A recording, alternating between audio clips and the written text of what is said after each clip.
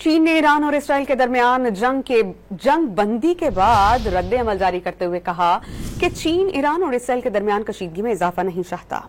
चीनी वजारत खारजा की जानिब से जारी करदा बयान में कहा गया है कि चीन तमाम मुताल्लिका फरीकों से मुतालिबा करता है कि वो जल्द अज जल्द सियासी हल की जानिब वापस आ जाएं।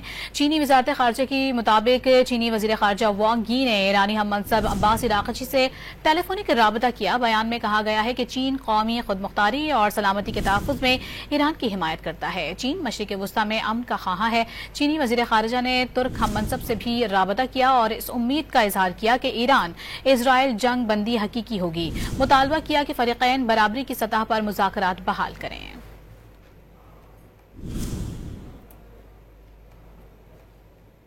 चीन ने ईरान और इसराइल के दरमियान जंग बंदी के बाद रद्द अमल जारी करते हुए कहा कि चीन ईरान और इसराइल के दरमियान कशीदगी में इजाफा नहीं चाहता।